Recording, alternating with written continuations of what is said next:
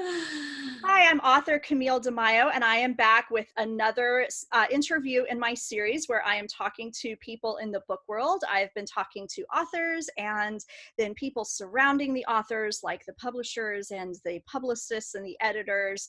And I really wanted to give you all an understanding that when you pick up a book, it is not just the author whose name is on there. There's so many people behind it. So we've really been enjoying all of those interviews, but it is still the author's name on the cover. So I'm going to continue to have plenty of author interviews today. And today I'm super excited to interview Tori Whitaker and to introduce you to her. And what is special is not only that her book was remarkable, which we will talk about, but this is Tori's first published book. So we're going to visit about the particular aspect of being a debut author and the 2020 atmosphere of being a debut author, which certainly brings in different things than what I think every author dreamed about someday. But Tori has navigated that beautifully. To date, just a few weeks in, she has almost 6,000 reviews on Amazon, and they are overwhelmingly great, which I can understand because I loved the book. So with that, first of all, here's Tori Whitaker. Camille, thank you for having me. I'm really excited. Good. I'm really excited to talk with you. I am happy to have you here. And, you know, having published 4 books with Lake Union, I just love them as a publisher and I love them as a reader, and you can just always count on them being wonderful books. But this is the one you came out with, Millicent Glenn's Last Wish. And I will tell y'all watching, this is one of the best, most memorable books that I have read in a while. It's one of those where you go, I wish I had written that. But it does have all the elements that I love to read and I love to write about too, which is its dual timeline. It's digging into the history and then how does the history affect the present. It's families, it's secrets, it's all of those delicious things that I think make for great fiction. We love the same stuff because that's what I like to read too. That's right. You know, as a matter of fact, I've got your latest one right here. Oh no, this isn't your latest one. I've got Dear Emma on my shelves too, but this one is a Lake Union book that goes back and forth between past and present, and it goes into this historic hotel and family relationships and secrets. And so I can see, you know, you like to read, you like to write the same things I do. In fact, when I picked that book up of yours, I remember thinking, gosh, I wish I had thought of that. Right in that historic hotel. I thought it was great. That's a good compliment. We can say, I wish I'd written that book. So yeah. I definitely and genuinely felt that way about yours. So I thought we'd talk a little bit about the book itself, because I would love everybody watching this to rush to pick up the copy by the end of viewing the video. So we'll definitely talk about that, and we'll visit about the little nature of being a debut author. But do you want to give us your elevator pitch on the book?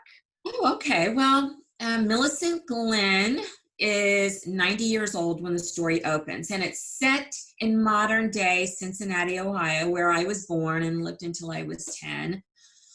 And she's coming on to her 91st birthday, and a couple surprises happen. First, her 60-some-year-old daughter, who has lived out of state for 20 years, shows up in the driveway and says, I'm back in Ohio to stay. Now, these two haven't gotten along that well for a long, long time. And this kind of sets Millicent back. She's really happy, but she's also a little on guard, not knowing exactly why Jane has moved back so suddenly. But then Millicent's granddaughter, Jane's daughter, Kelsey, comes on the scene shortly after, and she announces that she's pregnant. And this, again, is really good news. But these things kind of converge, these two surprises, along with Millicent's birthday on the horizon, and it throws her back into some memories of things that happened 6 decades before. And that will be the trigger to take the story into the historical narrative. And we go back to the post-war, early 1950s baby boom era, where ultimately, through Millie's eyes, as a young wife at the time, we'll see her have some challenges, and ultimately something will happen that she will hold inside as a secret for 60 years. And in the modern day storyline, because it goes back and forth in time, she will decide to reveal to her daughter and granddaughter for the first time what happened 6 decades earlier. And she's afraid that they're not going to take it too well, but she also feels like she's got to get it out, and they deserve to know. And she's not giving up hope that they will forgive her, because she feels partly responsible for what happened, and forgive her for keeping the secret. And so I guess that's it in a nutshell. At the end of the day, Millicent is a woman from the 1950s who wanted it all. She wanted a family and her home, and she wanted a job too. And she had all those things, but then something went horribly wrong. And here in 2020, or just in current times, I think women continue to want it all. We want to believe we can have the career and the family, and many times we can. I feel like that's something I've lived, and I think you've lived that. So we are able to have it, and it's usually on the shoulders of all the women who came before us and made that happen. But the 50s was such an incredibly pivotal decade, which is why I enjoy writing in that 40s and 50s era, because to me, it was that most pivotal time for women. So the men had gone to war, the women took their places in the jobs, then the men came back from war and wanted those jobs back. But now women had a newfound freedom and a new understanding of the talents that they had. And so then the 50s, that really all comes to fruition. So this story definitely is, it couldn't, what happened, I think, couldn't have taken place in 2020, because it was so dependent upon what the culture and attitudes towards women were at the time. And in fact, you have a scene in the book where she goes in to go set up her own checking account, and she can't do that without her husband's signature on it. So that just kind of tells us what the era was. Yes. But many bigger things happened than just that. But that's a little a hint at what she had to deal with as she tries to find this this independence, and then the I things think that. you're right. Millicent's story is very much of its era. And you've hit on all of those things. And in addition, there was her husband, Dennis, who he was very much her partner when they started this home building business together. He had grown up on a farm and seen his parents working the farm together and so forth. But when Millicent finally has a child, he kind of steps back. And at that point, they're very suburban. They live in a neighborhood where all the husbands go to work and the wives stay home and are homemakers or housewives. And he expects her to do that at that stage, and really struggles with the idea that she wants to continue contributing to the business, even if it's doing the paperwork from home while the baby's taking a nap. He wanted to be the breadwinner at that point, and that created some conflict between the two. It does. And yet I think that you could have written that in a very caricatured way with Dennis, but you saw in him how much he really loves his wife. He's not trying to box her in, but society is really saying one thing, and yet he loves his wife, and he sees that there's more that she wants to do. So I think there's a real struggle in Dennis, and you could have just made him a sort of cardboard stereotype of what we might imagine that era of men to be, but you really showed the heart, which I think was a beautiful choice on your part. And likewise with Millicent, you didn't make her, loudly feminist, where it was like an issue for her. You made it subtle. You made it what an individual woman might have really genuinely been struggling with, from the little details to the big tragic things that happened to her. And it's those things that we catch up with in the modern time period that are still eating away at her, because it has damaged her relationship with her daughter. So what this book is really so much about relationships. It's mother-daughter, mother-granddaughter, mother-in-law to daughter-in-law, and husband to wife. And Right. every single one of those relationships, I felt like you explored in a really authentic way. Oh, very good. I'm so glad you think so. Thank you. It was fun. It was fun writing those relationships.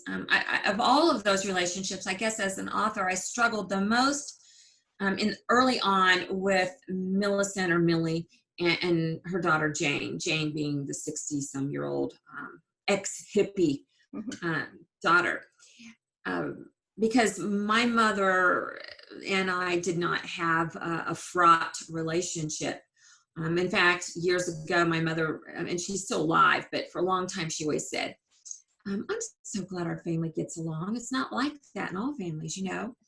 And so I had to really be pressed to bring some more friction between Jane and Millie, by my editors and my critique groups and so forth, to bring a little more friction there. But their relationship, in the book, it gets a little worse before it gets better, but I think, you know, it's very fluid, or I don't know what the right Very word. realistic, but it does end in a hopeful place, which is always a Yeah. great place to end a book.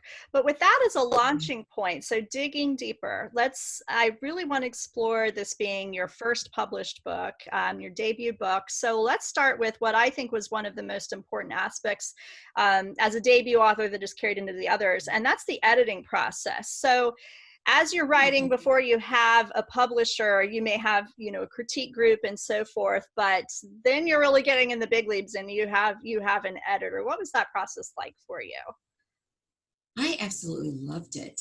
Um, I, you know, I've heard that some authors dread the editorial letter, which is what the editor sends you, and it can be 5 pages or it can be 15 pages, single space typed, Yep. or what, of all of the things, you know, that they love about it, and then all the things that they think need work. I love reading those editorial letters, and I want my book to be better. So I really take to heart the editorial input that I get. In this particular book, and I have to credit the publishers, editors who worked with me on this. One of the things I heard a lot, in fact, I remember sitting right here at my desk. My husband's in here, and I'm like, now look at this, and look at this, all these notes in the side of the margins. I'm saying, see, they're saying, but what is she feeling? But what is he feeling? But what are they feeling? And it was like page after page of what are they feeling? And as a writer, it was a really good experience for me. I mean, it was a learning experience, and I mean, it forced me to sit here and dig deeper and dig deeper and dig deeper. And so I think when you, as a reader, come away from the book feeling that the relationships were authentic and so forth, it's due in part because I set the stage, but then I had the professionals, and you know, they never tell you what to say. It's not like they tell you to They write just it. They ask the just ask you questions. questions. Yes, well, we've had a shared editor on this, Tiffany Yates Martin, and Oh yeah. my first experience with her was with my book Before the Rain Falls, which is dual time period, 3 points of view. I will never do Oh, that wow. again. But Oh my Tiffany gosh. was a master at that, digging in and helping that become the book that I'm super proud of. And I said her name should be on the cover too, because I felt like where she took it, or where she helped guide me to take it, was remarkable. But I had that same voice in my ear because of all the notes on the side. What is she feeling? What is she feeling? And so going forward, as you work on another book, do you find that the editorial notes you received from this are impacting your writing from the get-go? You know, I am 4 chapters into a new book now, and I am hearing that little voice on my shoulder, but I'm sure I'll probably, you know, do something else wrong that needs fixed, and I have yet to learn.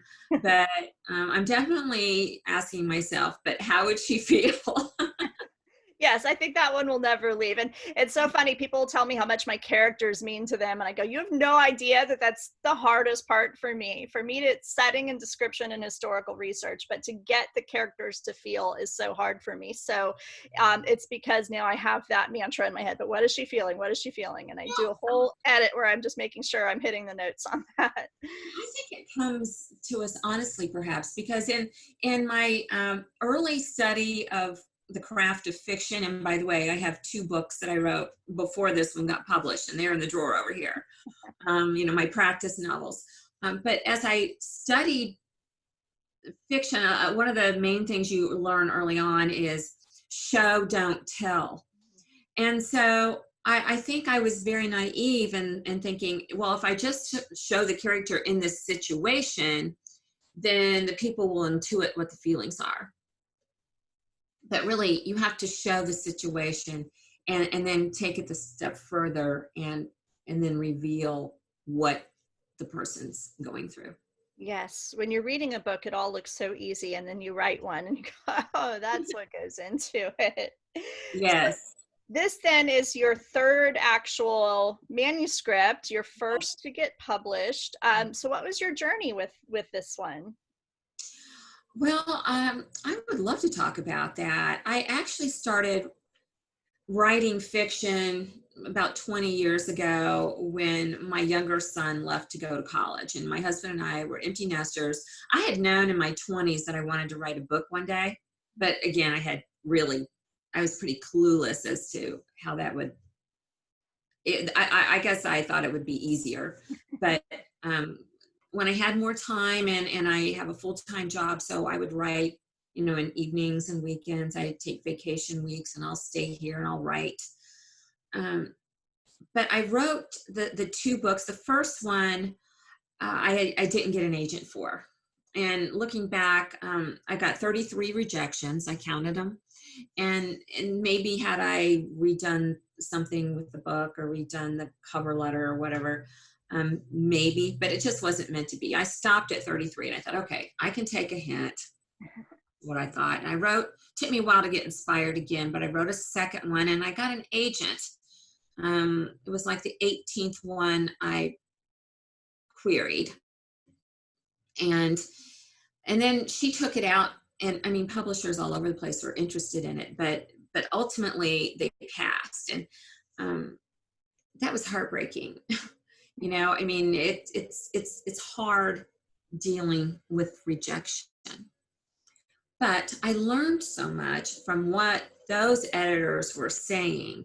And one of the big things that they came back to me with was, we love this premise, we love this time periods and blah, blah, blah, but we're just not connecting enough with the 2 main characters. I was like, okay. So I knew I had to do a better job on characters in my 3rd book, and I went for it. And even then, I was still pressed more on what they're feeling. So you just really can't underestimate the power of the characters, Yes, regardless I of think it what you're going really through. does come down to that more than anything. Um, I've learned as an author that probably one of the most important virtues you can have as an author is humility. And you have to go in with the humility of that, whether you have it naturally or you learn it via lots of rejections, which we all have those rejection letters still.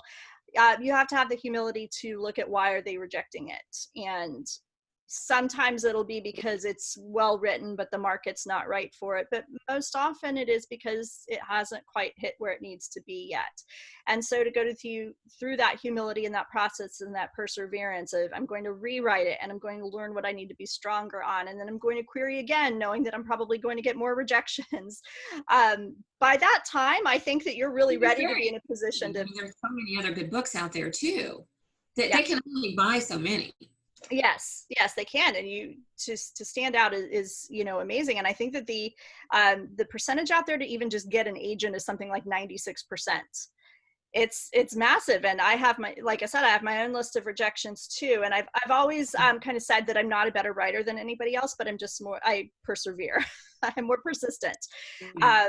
So it sounds like you Yeah, really were you too. do. And you got as far with your second novel as even getting the agent and then still not getting the contract. So that's devastating, but you learned from it. You learned what you needed to work on, and now you have what I And just for think some is the reason, I magnificent. just didn't give up. Yeah. I must be glutton for punishment or something, but I didn't give up. And I'm really glad I didn't. When this book was out on submission with publishers, I mean, I knew this had to get published. I have grandchildren. One of them is a teenager. One of them soon will be. And I really felt at that time that no matter what, I had to get this book published. I felt this need to show them that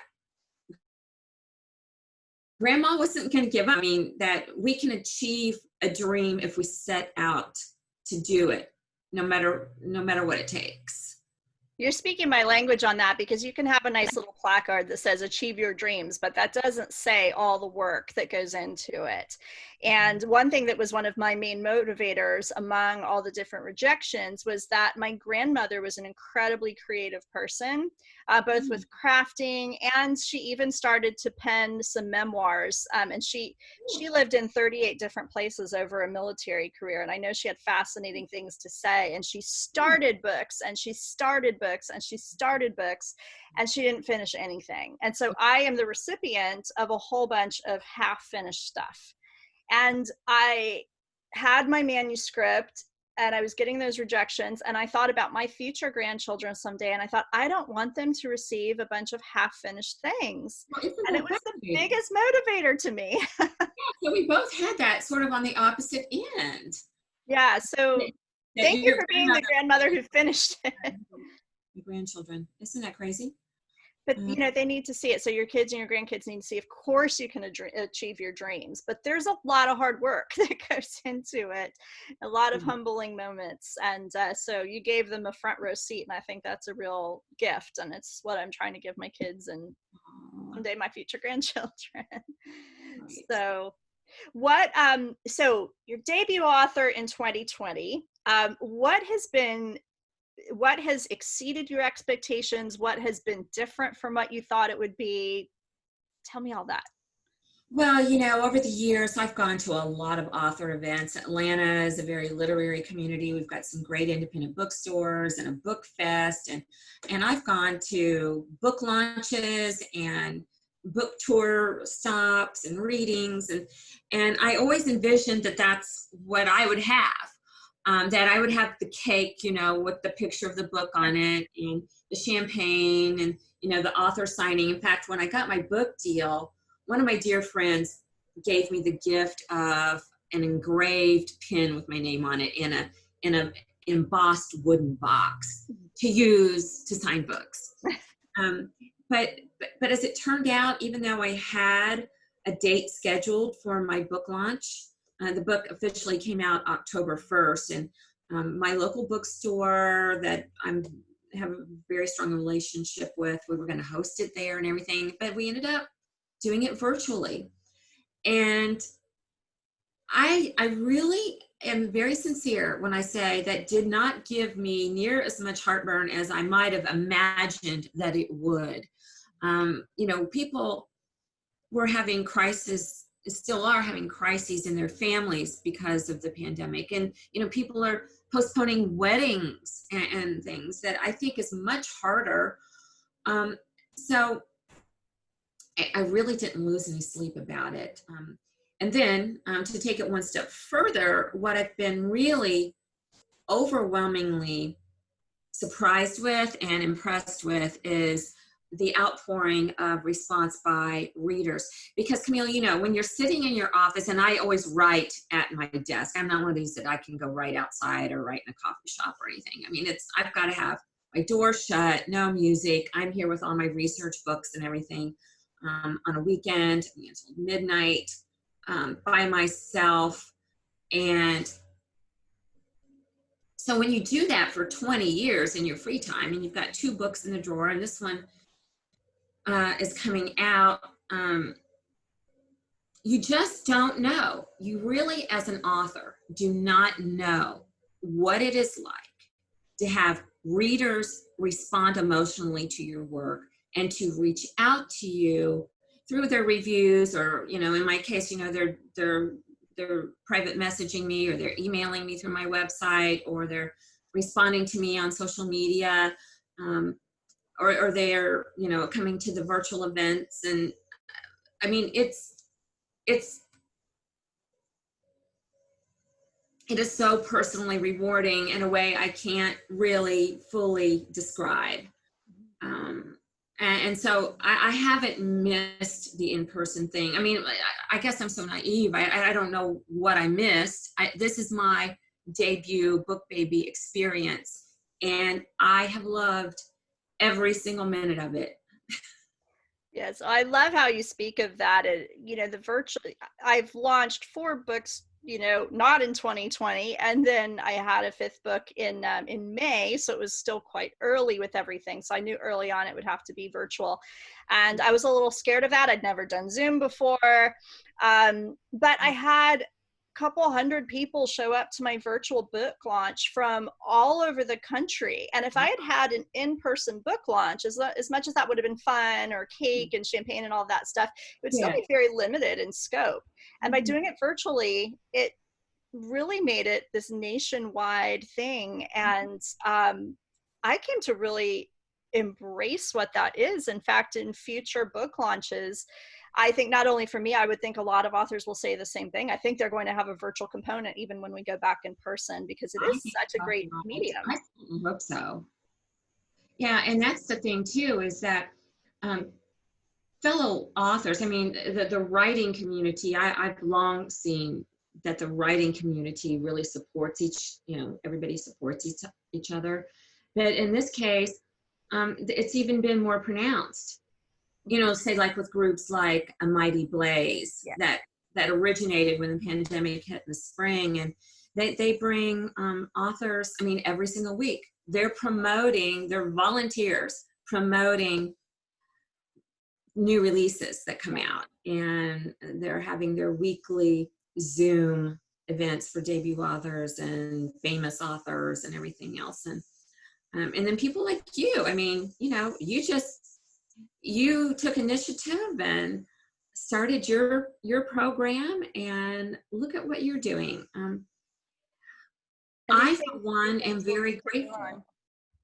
So you said that you write it late at night and weekends. So, you know, people watching this are often thinking like, I will do this when I have time. I'd like to write a book when I have time. Yes. And the fact is somebody once told me, you'll never find time. You have to make time. So for you, you're doing it weekends and nights. So first of all, what's your day job? And then what is your process with making sure you do get that writing time in? My day job is as a marketing executive for a national law firm. It seems completely unrelated to the writing of fiction, except that it does have some creativity component, and there is some writing involved in my job. But that's, sometimes kind of high pressure job, and it's not just an 8-hour a day job. It's often 24/7. But again, with my children having left the nest, that kind of, I mean, I'm not taking care of small children or something. So I've got that time. My husband has a passion of his own that's also creative. He just as a side note, is semi-retired and does classic car interiors. And so like on a Saturday, he's doing that, and I'm up here writing. But I also take vacation time, and I've been at my firm 20 years, and so I have, several weeks a year. And this would not be for everybody, but for me, it works. I have the self-discipline to say, okay, I'm going to take this week off, and I think of it in advance, what my objectives are going to be. And Camille, I bank the weekends. Like I start on a Saturday. I've already stocked up in the house. I don't leave the house except to go for a walk.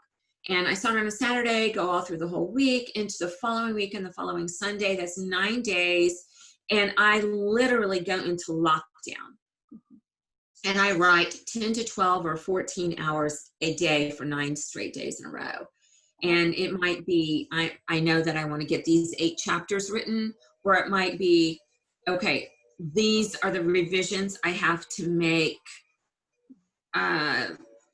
to the whole modern narrative, or whatever it is. And I'm marking things off as I'm going. And I have the ability to crank it out because I have to. I mean, this is the time. I have to use it wisely. Yeah, those self-imposed deadlines can be good. I write much better on when I have a contract than when I don't. So Really? I have a I haven't. contract right now. I have one with Hachette that will come out in 2022, and I have a novella I'm working on for 2021. So both of those have deadlines. But the I'm sorry you project have. of my heart that I'm working on right now, I haven't worked on it since February, except to dabble because I have no parameters, and I definitely work better. So I'm glad, that's another good tip for all of you looking to write out there is if you put even some self-imposed deadlines and parameters on there, I think it can be very effective. Mhm. But I let the excuse of COVID and I don't have an office and my coffee shops were closed. Oh, And you like to write in a coffee shop?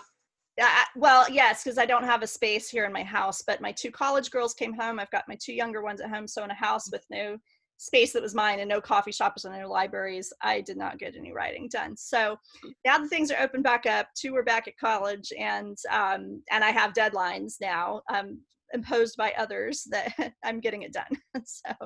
So that's Wow. good. But those are some all good tips for maybe some aspiring writers that we talked about is the deadlines, the Find what perseverance, the works for humility. you.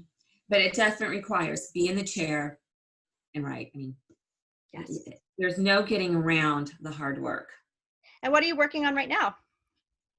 I am working on another dual timeline story, and this one is not set in Cincinnati, and I can't talk about more details about it other than to say it won't be in the 1950s either. It's going to go back to Prohibition.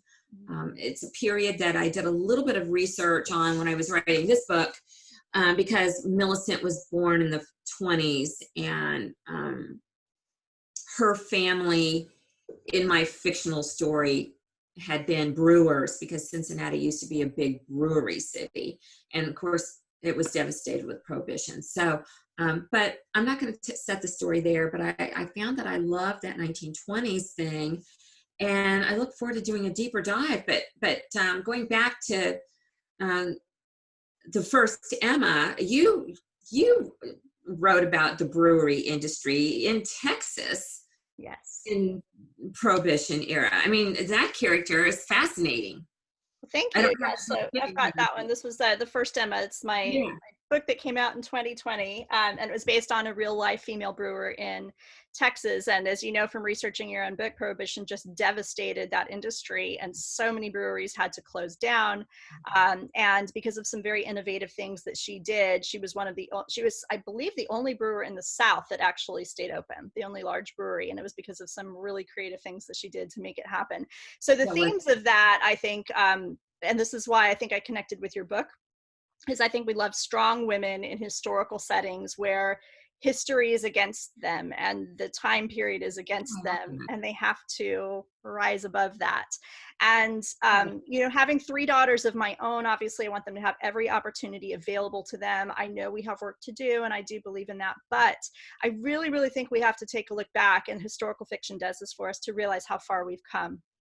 And I think when we realize how far we've come, we can also appreciate where we are now, and be a little bit grateful, as well as still pushing on as well. So historical fiction does that. I love what you did in here, because what happens to Millicent, what is thrust upon her because of the time period and her being a woman is, even though it's fiction, I'm sure that those things happened.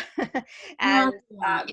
yeah. And you can see the difference from the early 50s to now, because her granddaughter is a career woman and she's pregnant, and her name is Kelsey, and Kelsey is, she's wrestling with her choices, and her choices are much greater than Millicent's were, Mm-hmm. where Millie was sort of expected to not work outside of the home and so forth, whereas Kelsey is thinking, well, will I go after the baby's born? Will I go back full time? Will I become a stay-at-home mom? Will I work part-time, or maybe get some work remotely? I mean, she's got more options, and they're all very valid. I don't think the book is saying, that women should work outside of the home or shouldn't. It really is saying, to the extent a woman has the means to make a choice, she should be able to do what she wants, and with her career. whether it's in the home or outside or both. Yes, and it's a beautiful relationship she has with her grandmother Millicent, that I think she does appreciate what she came from, and then even more gets revealed. So I won't give spoilers, but I will definitely tell readers to go check out Millicent Glenn's Last Wish, and then make sure that you are following Tori at least on Amazon, because then you will be alerted if there's when she has a future book out, and future things that she does. What are some other platforms, Tori, that you'd like them to follow you on? Well, I love Instagram. I have been really active on that since getting ready for my book launch. But, I'm also on Tori Whitaker Author on Facebook and Twitter and, Goodreads. And I've got a newsletter that can be signed up for from my website. So there's a lot of ways to connect with me, and I'm pretty responsive. So I'd love to hear from people. Good. Is there anything I haven't asked that you want to be sure to tell anybody watching? Oh, gosh, you've done such a great job. I, one thing that I guess is important to me personally, and I don't think I've mentioned it yet, is that when I was born, I became the 5th living generation in my family. And then years later, when my grandchildren came along, my family had 5 living generations again. And so for me to write a story about 3 generations of women, or frankly 5, if you think about Millicent's mother in the beginning, and then a great grandchild coming along, they weren't all alive at once. All 5 generations weren't, but it's just sort of in my DNA.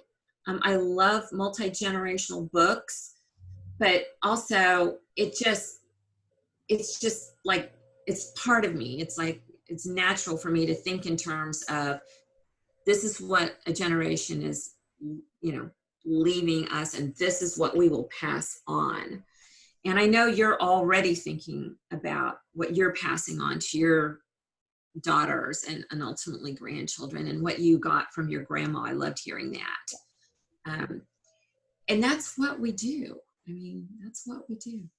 Well, I hope you'll consider me as an early reader when you have your manuscript finished. I'm always happy to blurb it, and if it's half as good as Millicent, I'll be saying rave things. So thank you for visiting with me today.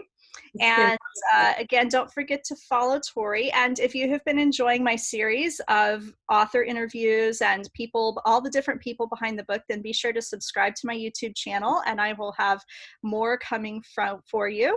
And hearing about your projects when you can speak about them. Yes, I look forward to sharing a little more. So follow me on all the same kind of places except Twitter. Twitter's not a happy place for me, but I do love Instagram, and I always do love to share what I've got coming up. So anyway, thank you all for being here. Thank you, Tori, and I look forward to your next books. Thanks, Camille. Okay. Bye.